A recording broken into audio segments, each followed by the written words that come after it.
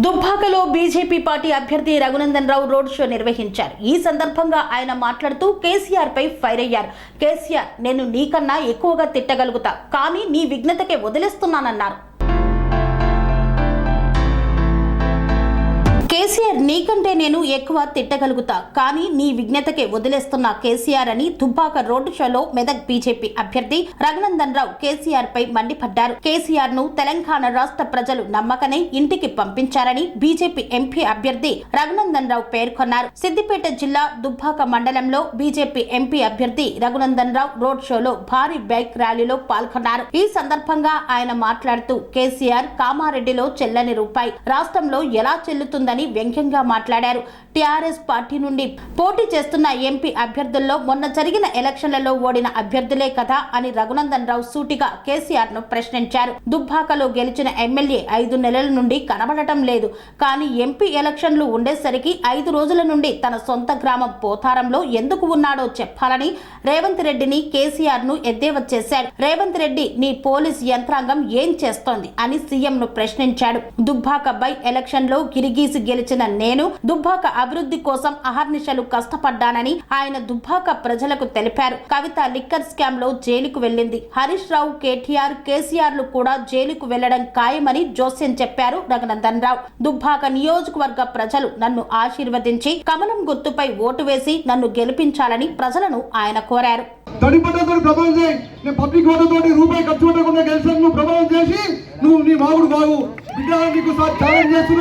మళ్ళోసారి రగన్న మీద కానీ భారతీయ జనతా పార్టీ మీద కానీ అవాకులు చవాకులు పేలితే నీకు తగిన బుద్ధి చెప్పేందుకు కోసం దుబ్బాక పేర్లంతా సిద్ధంగా ఉన్నారని చెప్పి ఈ సందర్భంగా హెచ్చరిస్తా ఉన్నాం. ఈ సందర్భంగా దుబ్బాక పేర్లు గుర్తుంచుకోవాలి. మనకు అవకాశం వచ్చింది.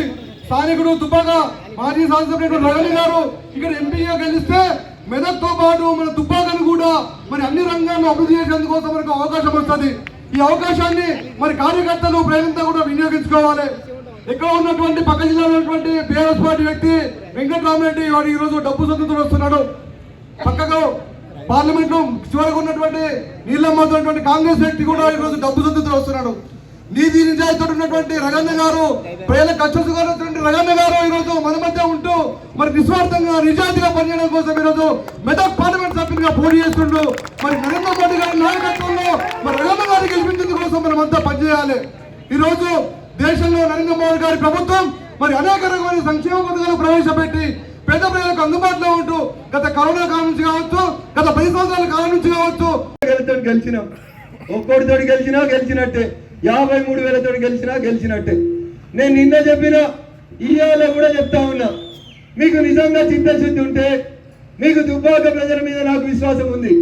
మీకు విశ్వాసం ఉంటే, తెలంగాణ వంశం మీలో ఉంటే ఆ వెంకటేశ్వర గుడి కాడికి రారు. రేపు సాయంత్రం తడి బట్టలు వేసుకొని పిల్లల్ని తీసుకొని నేను ఎవ్వరికి రూపాయలు వంచకుండా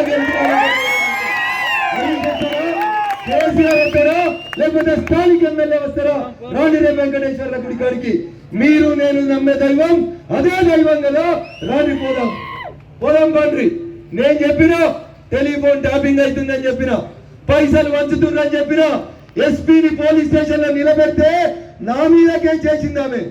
మీరు 144 సెక్షన్ ఉంది, 10 మంది కంటే ఎక్కువ రావద్దని కానూను నేర్పించిపోయింది నాకు సిపి సిద్దిపేట. నేను నేర్పిస్తా వాళ్ళకు కూడా కానూను. రఘునందన్ భయపడ్డోడు కాదు, ఏమి లేనప్పుడే కొట్లాడినోడు. జై తెలంగాణ అన్న రోజు 100 కేసులకు భయపడలేదు రఘునందన్. ఇప్పుడు ఎవరో జగ్గారెడ్డిలు గాళ్ళు ఎవరో ఊరోళ్ళు వచ్చి దుబ్బాకకు వచ్చేదో కథ చెప్పిపోతా అంటే దుబ్బాక ప్రజల అమాయకులు కాదు. దుబ్బాక ప్రజలు బాగా ఆలోచించి నిర్ణయం తీసుకుంటారు. ఈసారి దేశమంతా నరేంద్ర మోడీ గారు వెనకాలంది. 3వ సారి నరేంద్ర మోడీ గారు ప్రధానమంత్రి కాబోతున్నారు. కాబట్టి ఖచ్చితంగా మెదక్ పార్లమెంట్ ఎవరు గెలవాలి? ప్రజలు గెలవాలి, పైసలు కాదు. ఏం గెలవాలి? ప్రజలు గెలవాలి. ప్రజాస్వామ్యం బతకాలి. దొంగతనంగా రాత్రిపూట మందులు పైసలు వంచితే తీసుకోండి. వాళ్ళు బాగా బలిసి 10 ఏళ్ల పల్లె దోసుకున్న పైసలు బరాబర్ తీసుకోండి. 1000 ఇస్తే 10,000 అడుగుండ్రి, 10,000 ఇస్తే తులం బంగారం ఇవ్వమని అడుగుండ్రి. గెలిచడం చేత కాదని ఓడిపోతున్నామని తెలిసి ఇందాక మిత్రులు తెచ్చి చూపెడుతురు, సోషల్ మీడియాలో పెడుతురు. రఘునందన్ రావు సీరియల్ నెంబర్ 4 అని మీ గుర్తు ఏందో మీకు చెప్పుకునే దమ్ము లేదు, మీ సీరియల్ నెంబర్ ఏందో మీకు చెప్పుకునే దమ్ము లేదు. వారి నేను చెప్పిపోతుంది నేను చౌరస్తానా, నా సీరియల్ నెంబర్ 3. ఎంత ఎంత బీజేపీ సీరియల్ నెంబర్ ఎంత?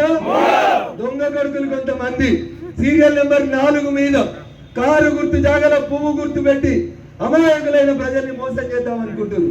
మోసపోదామా? మోసపడదామా? కేసీఆర్ మాయ మాటలు విందామా? నోట్ల కట్టలకు భయపడదామా? ఒక్కసారి జరిగిన మోసం సరిపోతుందా లేదా? దుబ్బాకకి ఉన్నాడా? దుబ్బాకకి ఎమ్మెల్యే, గెలిచిన ఎమ్మెల్యే కనబడుతుండా? ఓడిపోయిన కొబ్బరికాయలు కొడుతుండా? మరి ఎందుకు అడుగుతలేరన్నా? తెలంగాణ పౌరుషం ఏడవైందన్న ఇయ్యాల, ఏడవైంది ఒక్కసారి ఆలోచించుకోవాలి. కేసీఆర్ 2 రోజులుగా మెదక్ జిల్లాలో తిరుగుతూ రఘునందన్ మాటలు తీసుకొని మోడీ గ్యాస్ చెప్తాడు. ఇంటికి పోయినాక మీ అక్కనో చెల్లెలు అడుగుండ్రి, ఏసీరా 2,500 వచ్చినాయా బ్యాంకులో? ఆయన గెలికేవాడు రాసిస్తాడు, ముంగట వచ్చిన చదువుతాడు. అందులేమున్నది ఆయనకు తెలియదు, ఈయనకు అర్థం కాదు.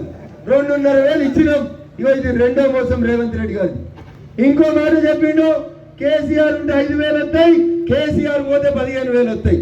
పోయిందా కేసీఆర్? 5 నెలలు అయిందా పోయి? వచ్చినాయా 15,000? 5,000 కూడా దిక్కులేవు. ఇగో ఇది రేవంత్ రెడ్డి గారి 3వ కోసం. ఇంకో మాట చెప్పిండు, వరి పంటకి క్వింటాల్కి 500 బోనస్ ఇస్తా అన్నాడు. ఇచ్చిండా? 5 రూపాయలు ఇవ్వలే. రోడ్ల మీద బట్టలు ఎట్లా కనబడుతున్నాయి. ఇది 4వ మోసం రేవంత్ రెడ్డిది. 5వ మోసం, ఆటోలలో కష్టమవుతుంది, మనిషికి 12,000 ఇస్తా ఆటో రిక్షాలకు అన్నాడు. ఒక్క ఆటో రిక్షా కన్నా 12,000 ఇచ్చిండా? ఇది రేవంత్ రెడ్డి గారి 5వ మోసం. 6వ మోసం, నవంబర్ నెలలో చెప్పిండు, మీరు 1,00,000 లోన్ కట్టినట్టున్నారు, మళ్ళా ఇంకో 1,00,000 కలిపి 2 లక్షల లోన్ తెచ్చుకోండి. డిసెంబర్ 9 నేను ముఖ్యమంత్రి రాగానే మీకు 2 లక్షలు మాఫీ అయితే అన్నాడు. అన్న అయిందా? దుబ్బాకలందరూ రైతన్నలే ఉంటారు, ఎవరికన్నా 2 లక్షలు మాఫీ అయిందా? 2 లక్షలు మాఫీ అయిందా? ఇది 6వ మోసం. రేవంత్ రెడ్డి గారు గాడిద గుడ్డు అని చెప్పి గుడ్డును పట్టుకొని తిరుగుతున్నాడు. గాడిద గుడ్డు పెడుతుందా అన్న? గాడిద గుడ్డు పెడుతుందా? ఆయనగా రాసిచ్చడానికి అక్కలు లేకున్నా ముంగర చదివేయడానికి ఉండాలా వద్దా? ఇక ఈ గాడిద అనేది ఉండదు, దానికి గుడ్డు ఉండదు. రేవంత్ రెడ్డి 6 నెలలుగా నువ్వు తెలంగాణ సమాజాన్ని ఈ గాడిద గుడ్డిచ్చి మోసం చేస్తున్నావని మనం చెప్పాల్సినటువంటి అవసరం ఉంది. ఎందుకంటే కేటీఆర్ కూడా గిట్లే మాట్లాడుతుండే, మోడీలు బోడీలు ఈడీలు అని. గాడింది చెల్లె, గాడింది. ఇంకో 2 రోజులైతే అన్న పోతాడు, ఇంకో 4 రోజులైతే బావ కూడా పోతాడు. రాసి పెట్టుకోండి. ఈ చౌరస్తాకు వచ్చి బాగా మాట్లాడిండట బావ. యాది గుంచుకో, యాడుంటావు? యాడుందా? నువ్వు కూడా అన్నే ఉంటావు. యాది గుంచుకో బిడ్డ. ఈ బస్ స్టాండ్ నువ్వు కట్టియలే హరీష్, ఈ బస్ స్టాండ్ నువ్వు కట్టియలే.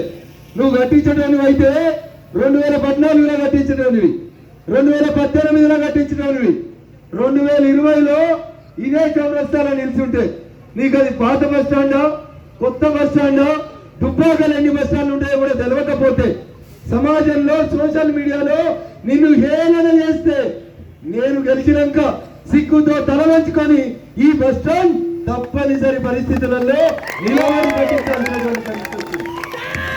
ఏం చేసిండు రఘునందన్? జేబులో కత్తెర పెట్టుకొని తిరుగుతుండు అన్నాడు. ఇవాళ ఏం చేస్తున్నారు? తలకాయలు పెట్టుకుర్రు, కత్తెర లేదు మీకు, కొబ్బరికాయ దిక్కులేదు, ఆఖరికి డిపాజిట్ రానోడు కొబ్బరికాయలు కొట్టుకుంటూ తిరిగితే సిగ్గుతో తల పెట్టుకోవాల. ప్రజల కోసం పనిచేసిండు. పట్టణంలో పోయి రియల్ ఎస్టేట్ వ్యాపారం చేసుకోలే, పట్టణంలో పోయి భూములు కొనుక్కోలే, ఎలక్షన్లకు 4 రోజుల ముందు వచ్చి డబ్బులు వంచలే. మీ అందరి ప్రేమ, మీ అందరి అభిమానం, మీ ఆశ శ్వాసగా దుబ్బాక ప్రజలు నాకు ఊపిరి పోస్తే నేను దుబ్బాక శాసనసభ్యునిగా గెలిచిన తప్ప ఎట్లాంటి అక్రమాలు చేయలేదు కేసీఆర్ గారు. గుర్తుంచుకో, రాజకీయాల్లో గెలుపోవటం సహజం. మీరు కూడా మొదటిసారి ఎన్నికల్లో పోటీ చేసినప్పుడు 1983లో ఇదే సిద్దిపేటలో మీరు కూడా ఓడిపోయారు. ఇక మీరు కూడా వచ్చి నాకు శుద్ధులు చెప్తే నేను కూడా బాగా మాట్లాడగలుగుతాను. కేసీఆర్ గారు దుబ్బాకలో అప్రతిహతంగా గెలుస్తున్నటువంటి బీఆర్ఎస్ పార్టీకి మొట్టమొదటి దక్కా కొట్టి నీ పునాది రాళ్ళను కదిలించింది ఈ దుబ్బాకలు ఉన్నటువంటి దుబ్బాకలే మొట్టమొదటిసారిగా టిఆర్ఎస్ అనేటువంటి పార్టీకి ఈ రాష్ట్రంలో బుద్ధి చెప్పినటువంటి గడ్డ ఈ దుబ్బాక గడ్డ నీకు ఓటమంటే ఎంత చూపించిండు ఈ రఘునందన్ గుర్తుపెట్టుకో. రేపు పార్లమెంట్ ఎన్నికల తర్వాత నీ పార్టీకి వచ్చేది పెద్ద సున్నా. నేను చెప్తలేనివి నిన్న నువ్వే ఒప్పుకున్నావు. కేసీఆర్ గారు నిన్న నువ్వే ఒప్పుకున్నావు. పటాన్ చెరువులో ఏమన్నాడో తెలుసా? నిన్న కేసీఆర్ పటాన్ చెరువు చౌరస్తాలో నిన్న ఈ టైంకు మాట్లాడుతూ కేసీఆర్ అన్న మాటలు, మెదక్లో బీఆర్ఎస్ కి బీజేపీకి మధ్యలో పోటీ ఉంది. ఓ ముస్లిం సోదరులారా, మీరు మా కారు గెయ్యకపోతే రఘునందన్ గెలుస్తాడు. ఇవి కేసీఆర్ నోట్లకి వచ్చిన మాటలు. ఒకసారి ఆలోచించాలి. ఎవరు నడుచుకుంటున్నా ఓట్లు? ముస్లిం సోదరులారా, మీరు ఓట్లు వేయకపోతే మా కారు ఓడిపోతుంది. ఇలా ఆలోచించాలి హిందూ సమాజం, హిందూ బంధువులు ఆలోచించాలి. ఆయన పోయి వాళ్ళని మాట్లాడుకుంటే మనమంతా ఎటు ఉండాలి?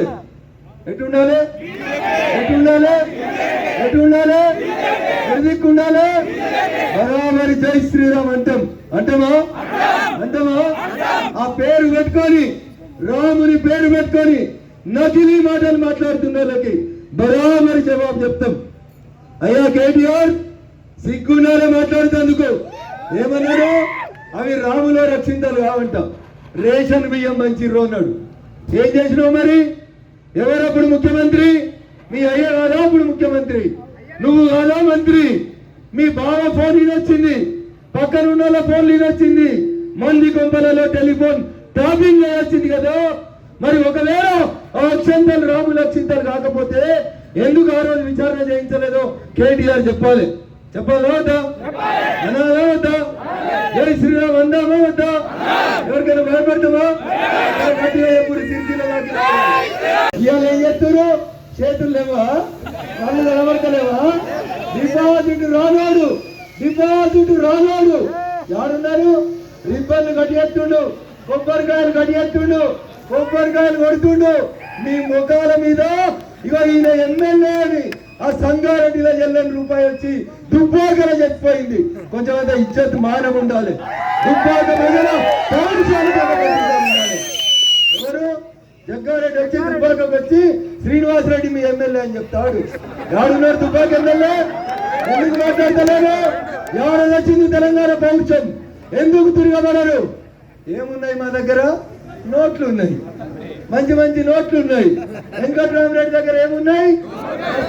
నోట్లు. ఈ దేశంలో ఏ కలెక్టర్ కూడా 1,00,000 కోట్ల ఆస్తికి ఎదగలేదు. నువ్వెట్లా ఎదిగినావు వెంకటరామరెడ్డి? ఎక్కడ నీ దగ్గర పైసలు? 100 కోట్లకు ఎగిరం ఏడికేళ్ళు సంపాదించినావు? అలా హరీష్ వాటా ఎంతలో చెప్పాలి, కేసీఆర్ వాటా ఎంతలో చెప్పాలి. చెప్పకపోతే బిడ్డ, పార్లమెంట్ ఎన్నికలు అయిపోయినాక 6 నెలలలో నీతోటి లెక్కలని కక్కిస్తాడు ఈ రఘునందన్. నేను పొంగులేడి కాపాడాడు, రేవంత్ రెడ్డి కాపాడాడు. బరోబరి నీ ప్రతి రూపాయికి లెక్క తీసుకొచ్చి దుబ్బాక చౌరస్తాల రఘునందన్ లెక్క చెప్పిస్తాడు. ఆయన చెప్తున్నాడు 100 కోట్లు పెడతా. దేనికి పెడతావా వెంకటరామరెడ్డి? 100 కోట్లు మీ ఎమ్మెల్యేలకు ఇచ్చినావా? బీఆర్ఎస్ ఎమ్మెల్యేలకి. అందుకనే వస్తురా మీ ఎమ్మెల్యేలంతా 5 నెలల తర్వాత క్యాంప్ ఆఫీసులో కొబ్బరికాయ కొట్టిరు. ఎన్ని నెలల తర్వాత? 5 నెలల తర్వాత. నేను ఉండే కంటే ముందు, నాకంటే ముందు ఆ క్యాంప్ ఆఫీస్ ఎట్లుండే, నేను వచ్చినాక క్యాంప్ ఆఫీస్ ఎట్లయింది, ఇప్పుడు ఎట్లుంటుందో ఒకసారి దుబ్బాక ప్రజలు ఆలోచించాలి. ఒక దరఖాస్తుకు లేరు, మంచికి లేరు, చెడ్డకు లేరు, 5 నెలల అడ్రస్ లేరు. నేను వచ్చి మొన్న ఎప్పుడో మాట్లాడిపోతే తప్పనిసరి పరిస్థితులలో పేపర్లలో కూడా మీరు రాకుర్రి, ఫోటోలు తీయకుర్రి, పేపర్లో వార్త రాయకుర్రి అని మబ్బులు 5 గంటలకు ఎవరు చూడకుండా ఆఫీస్ ఓపెన్ చేసిపోయారు. కొన్ని కూర్చున్నారు ఆఫీసులో, గరీబాన్ని కష్టం విన్నారా? ఒక్క దరఖాస్తు తీసుకున్నారా? ఒక్క సమస్యను పరిష్కరించారా? అది చెప్పుర్రి. ఇలా కొబ్బరికాయలు పట్టుకొని మీరు కూడా తిరుగుండ్రి. వాళ్ళు అంటారు కదా కాంగ్రెస్ వాళ్ళు, ఎప్పుడు చేస్తారో ఆలోచించుకోండి. ఎలక్షన్లు అయిపోగానే వీళ్ళంతా ఆడికే పోతామని భారం చేసుకొచ్చుకోరు. వెంకటరామరెడ్డి ఏదో బాగా పైసలు ఉన్నాయన, 1,00,000 కోట్లు ఉన్నాయన, ఆయన ఇద్దరు మనం ఇన్ని తీసుకుందాం, మొన్న దుబ్బాకలో వంచినట్టు మళ్ళా వంచుదామని వస్తారు. నేను దుబ్బాక ప్రజలకి సవినయంగా 2 చేతులు జోడించి విజ్ఞప్తి చేస్తా ఉన్నా. రఘునందన్ ఆశ, రఘునందన్ శ్వాసంతా దుబ్బాకనే. మంచి అయినా చెడైనా రఘునందన్ దుబ్బాక ప్రజలతో ఉంటాడు. పైసలు వెనకాల పోయేటోడు కాదు రఘునందన్. కష్టం వచ్చినా నష్టం వచ్చినా ఎన్ని ఇబ్బందులు పెట్టాలని చూసినా మూర్ఖులు ఎంత ఎగతాళి చేయాలని చూసినా రఘునందన్ ఈ గడ్డ మీదనే నిలబడ్డాడు. ఈ బస్ స్టాండ్ ఓపెన్ రోజు గీత గీసి మేమే కొట్లాడినాం తప్ప ఇంకెవడు కొట్లాడలే ఈ గడ్డ కోసం. 6 నెలలు అయింది. ఏం తెచ్చిర్రు? రేవంత్ రెడ్డి బాగా దోస్తు కదా, ఏం తెచ్చిర్రు? ఎన్ని ఓపెనింగ్లు చేసిర్రు? కొత్తగా మీరు తెచ్చింది ఏంది? ఆఖరికి ఐటీఐ నేను కొత్త అకాడమిక్ ఇయర్ కి స్టార్ట్ చేస్తా అంటే ఈ ఏడాది దాకా గెలిచిన ఎమ్మెల్యే వచ్చి ఒక్క అసంపూర్తి పనిని పూర్తి చేయించలేదు. నిలబడాలి గట్టిగా చెప్పు. జై శ్రీరామ్, జై శ్రీరామ్ అననోడు ఈ గడ్డ మీద ఉండాలని వద్ద ఆలోచించుకోవాలా వద్దా? బరాబర్ మేము జై శ్రీరామ్ అంటాం, గీత గీస్తాం, బరాబర్ కొట్లాడతాం. అనవా కేటీఆర్ ఏమైతుందో చూపెడతాం. నీకు నెల రోజులు ఓపిక పట్టు, నువ్వు ఉంటావో పోతావో అనేది తెలంగాణ మాటలు మస్తు మాట్లాడినావు. అధికారం ఉందని, పోలీసు వాళ్ళు ఉన్నారని, పోలీసు వాళ్ళతోటి మంది కొంపలల్లో ఫోన్ వినిపిస్తుందని సిగ్గులేని నువ్వు మీ నాయన నిన్న పటాంచరకు వచ్చి చెప్తాడు పోలీసు వాళ్ళు అట ఎక్కువ చేస్తురట. ఏం చేస్తుర్రు? పోలీసు వాళ్ళు ఎక్కువ చేస్తురట. మరి నువ్వు ఉన్నప్పుడు ఏం చేసినావు? పింక్ షర్ట్లు వేసుకురు కదా, నువ్వు చెప్తా గిరికి నీ బిడ్డ ఫోన్ కూడా విన్నాడు కదా పోలీసు వాడు. రఘునందన్ చెప్తలేడు మాట, డీసీపీ రాధాకిషన్ రావు చెప్పిండు. ఏమని? ఇవాళ నా మీద పోటీ చేస్తున్నా వెంకట్రామరెడ్డికి చెందిన రాజపుష్ప అనే కంపెనీకి వెళ్ళి పైసలు తీసుకుపోయి పోలీస్ కార్లలో ఊర్లలో వచ్చినామని చెప్పిండు. ఇంకా వెంకట్రామరెడ్డి బయట ఉన్నాడంటే కాంగ్రెస్ వాళ్ళు ఆలోచించాలి, రేవంత్ రెడ్డి ఆలోచించాలి. మాటలు బాగా మాట్లాడతావు కదా రేవంత్ రెడ్డి. ఎందుకు? రాధాకిషన్ రావు చెప్పిండు కదా, కొత్త ఐఫోన్ కొనిచ్చిన పోలీసు బంధంలో పైసలు కొంచెమై చంద్రశేఖర్ రావుని 3వ ముఖ్యమంత్రి చేసేందుకు పనిచేసినామని. ఎందుకు లోపలెత్తలేవు? ఎందుకు వెంకట్రామరెడ్డి బయట ఉన్నారు? ఎందుకు రాజు పుష్ప కంపెనీ సీల్ అయితే లేదు? ఎందుకంటే పొంగులేటి శ్రీనివాసరెడ్డికి వియ్యంకుడు కాబట్టి. ఎవరు పొంగులేటి శ్రీనివాసరెడ్డి? పొద్దున్నేస్తే రేవంత్ రెడ్డి పక్కన నెంబర్ 2 అని చెప్తూ తిరుగుతాడు. అందుకని కాంగ్రెస్ మిత్రులు ఆలోచించాలి. బీసీ మీడియాకి ఇచ్చినాం అని చెప్తుండు రేవంత్ రెడ్డి. ఆయన ఇచ్చింది బీసీ మీడియా కాదు, పొంగులేటి వియ్యంకుని గెలిపించేందుకు కుట్ర చేసిండు రేవంత్ రెడ్డి అనేది ఒకసారి బీసీ మీడియాలందరూ ఆలోచించుకోవాలి. ఎన్ని మాటలు చెప్పారు, ఎన్ని మోసాలు చెప్పారు, ఎన్ని అబద్ధాలు చెప్పారు ఆలోచించాలి. కేసీఆర్ ఉంటే 2000 వస్తున్నాయి. నన్ను చూడు ఎర్రగా బుర్రగా ఉన్నా. మనిషికి 4000 పింఛన్ ఇస్తా అన్నాడు. జరవై రేపు డబుల్ బెడ్రూమ్ల కాడ అడుగురి. ఒక్కరికన్నా 4000 పింఛన్ వచ్చిందా? ఒక్కరికన్నా వచ్చిందా? ఒక్కరికి కాదు, ఇద్దరికి ఇస్తా అన్నాడు. ముసలాయనకి ఇద్దరికి ఇస్తా అన్నాడు. ఇచ్చిండా రేవంత్ రెడ్డి? ఇచ్చిండా? ఇది మొదటి మోసం రేవంత్ రెడ్డి చేసింది. రెండో మోసం మా చెల్లెళ్ళు మహాలక్ష్మి లాగా ఉన్నారు. ఒక్కొక్కల ఖాతాలో 2,500,000 వేస్తా అన్నాడు. 2 రోజుల కింద రాహుల్ గాంధీ గారు ఒక ఆయన తోలుకొచ్చి నిర్మల్లో సభ పెట్టిండు. అనేక ఇబ్బందులు వచ్చినా, అనేక రకాలైనటువంటి అవస్థలు వచ్చినా ఎత్తిన జెండాను దించకుండా, ఎన్ని కష్టాలు వచ్చినా గత 5 నెలల నుంచి అనేక అవస్థల్ని పడతా ఉన్నప్పటికీ కూడా మొక్కవోని దీక్షతో పార్టీ మరొక అవకాశం ఇస్తే రగన్న మేము నీ వెంట ఉంటామని ఇంత పెద్ద సంఖ్యలో తరలిచ్చినటువంటి మా ఆత్మీయ కుటుంబ సభ్యులందరికీ కూడా నేను శిరస్సు వచ్చి మరొకసారి ప్రణామాలు తెలియజేస్తా ఉన్నాను. 2-3 రోజుల నుంచి చాలా మంది మాట్లాడుతూ ఉన్నారు. Empty vessels makes much noise. మొన్నగా ఆయన మెదక్కి వచ్చిండు. పాపం 10 ఏళ్ళు అధికారంలో ఉండి అధికారం కోల్పోయిన తర్వాత రాక ఎండలోకి వస్తే ఎండ దెబ్బ కొట్టినట్టుంది పాపం. ఏమంటున్నాడు ఆయన? దుబ్బాకలో జల్లని రూపాయి మెదక్లో ఎట్లా జల్లుతుంది అని అడుగుతున్నాడు. అయ్యా కేసీఆర్ గారు, నువ్వు చదువుకున్న ఈ దుబ్బాక గడ్డ నుంచి అడుగుతా ఉన్నా నేను, మరి మీరు కామారెడ్డిలో జల్లలే కదా, కామారెడ్డి ప్రజల్ని నోరగొట్టి పంపించిండ్రు కదా, కామారెడ్డిలో జల్లని నువ్వు తెలంగాణ రాష్ట్రంలో ఎట్లా జల్తావు కేసీఆర్? ఒక్కసారి గుండె మీద చేసుకొని ఆలోచించు. 10 ఏళ్ళు ముఖ్యమంత్రిగా చేస్తే తెలంగాణ రాష్ట్రం మొత్తం బంగారు తుకుడు అయితే సారొద్దు, కారొద్దు, ఢిల్లీలో నీకు అడ్రస్ లేదని నిన్ను నీ ప్రభుత్వాన్ని ప్రజలు ఫామ్ హౌస్ కి పరిమితం చేస్తే నువ్వు వచ్చి మెదక్ వచ్చి అడుగుతావు, రఘునందన్ దుబ్బాకల చెల్లెలే మెదకులు ఎట్లా చెల్తావు అని అడుగుతున్నావు. అయ్యా కేసీఆర్ గారు, జర కాన్ కోల్ కేసులో పెద్దపల్లిలో నువ్వు బీఫామ్ ఇచ్చి పోటీ చేపిస్తున్నావు కదా ఎంపీగా.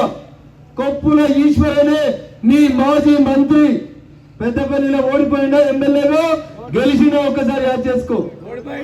రాత్రి కూడా ఓసి లేకపోతే పొద్దుగాల అడుగు పేపర్ వాళ్ళు చెప్తారు.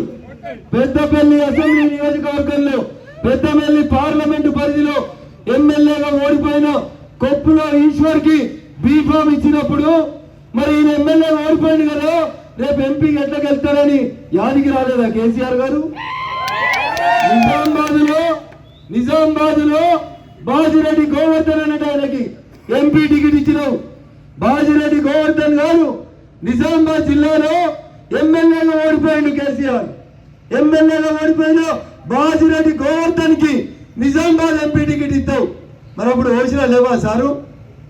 నేను మాట్లాడగలుగుతా నీకంటే బాగా, నేను కూడా నీకంటే గట్టిగా జై తెలంగాణ అని ఇదే చౌరస్తా మీద నిలబెట్టొచ్చినది. వీటితో జవాబు 10% ఏమని చెప్పినట్టు. ఉడత ఊపులకు భయపెట్టేవాడు కాదు రఘునందన్, యాది గుంచుకో సార్. మీరు మర్యాదగా మాట్లాడితే నేను మర్యాదగా మాట్లాడతా. మీరు మర్యాద తప్పితే నాకంటే మంచి భాష ఇంకెవరికి రాదు. కేసీఆర్ యాది గుంచుకోని చెప్తాను. పక్క పార్టీలో సిరిపూర్లో ఓడిపోయిన ఆయనను తీసుకొచ్చి నాగర్ కర్నూలులో ఎంపీకి పోటీ చేపిస్తుండు క్యాండిడేట్ లేకపోతే. మరి ఆ రోజు ఏమైంది? ఆయన ఎమ్మెల్యే ఓడిపోయింది కదా, సిరిపూర్లో ప్రజలు వద్దనుకున్నారు కదా, నాగర్ కర్నూలులో ఎట్లా పోటీ చేపిస్తున్నావు? కేసీఆర్ ఒకసారి ఆలోచించు. తెలంగాణలో నువ్వు చెల్లని రూపాయి అయినావు కదా కేసీఆర్. తెలంగాణ ప్రజలే నిన్నొద్దుకొని ఫామ్ హౌస్ కు పంపించారు కదా, నువ్వు వచ్చి 17 మంది ఎంపీలు ఎట్లా గెలిపిస్తావు? కామారెడ్డిలో చెల్లని రూపాయి 118 అసెంబ్లీ నియోజకవర్గాల్లో ఎట్లా జరుగుతుందో ఒకసారి ఆలోచించుకోవాలి. కేసీఆర్ గారు వయసులో పెద్ద, 10 ఏళ్ళు ముఖ్యమంత్రి చేసిర్రు, అధికారం కోల్పోయిన తర్వాత మొదటిసారి ఎండలోకి వచ్చారు కాబట్టి బహుశా ఎండ దెబ్బ కొట్టినట్టుందని మిమ్మల్ని వదిలేస్తా ఉన్నాం. లేదంటే నీకంటే చాలా మంచిగా, నీకంటే మంచి భాషలో నీకు ప్రతి అక్షరానికి సమాధానం చెప్తాం. దుబ్బాక ప్రజలు ఇలా ఆలోచించాలి. రఘునందన్ ఎమ్మెల్యే గెలిస్తే 24/7 క్యాంప్ ఆఫీస్ సెర్చ్ పెట్టుకున్నాడు. స్వామి బోధానంద గోసేవ ఆశ్రమం సైథాపూర్. జ్యోతిష్యం, వాస్తుశాస్త్రం మన పూర్వీకులు మనకిచ్చిన వరం. దుర్గాదేవి, కాలభైరవ ఉపాసనతో వాక్సిద్ధి పొందిన శ్రీ శ్రీ బోధానందగిరి స్వామివారు మీకు ఎలాంటి సమస్యలున్నా, వాటిలో ముఖ్యంగా ధన నష్టం, ఆరోగ్య నష్టం, భార్యాభర్తల మధ్య గొడవలు, ప్రేమించుకున్న వారు దూరం అవడం, ఎన్ని సంబంధాలు వచ్చినా పెళ్లి ముడి పడకపోవడం, రోడ్డు ప్రమాదాలు, అప్పుల బాధలు, వ్యవసాయంలో నష్టాలు, పెద్దల మాట పిల్లలు వినకపోవడం, ఆరోగ్య శాంతి, గృహశాంతి, మనశ్శాంతి లేకపోవడం, ఇలాంటి సమస్యలు ఉన్నట్లయితే ఒక్కసారి స్వామీజీని కలవండి. మీ సమస్యలకు తగిన పరిష్కారాన్ని పొందండి. అంతేకాక అన్ని రకాల వ్యాధులకు గోపంచకవ్య మరియు మూలికా వైద్యం చేయబడును. నమ్మకంతో రండి, ఆయురారోగ్యాలతో వర్ధిల్లండి. మా అడ్రస్ స్వామి బోధానంద గోసేవ ఆశ్రమం, సైథాపూర్, వీరభద్రస్వామి గుడి దగ్గర, యాదగిరిగుట్ట. సంప్రదించవలసిన నెంబర్ 9849213754 మరియు 9618034138.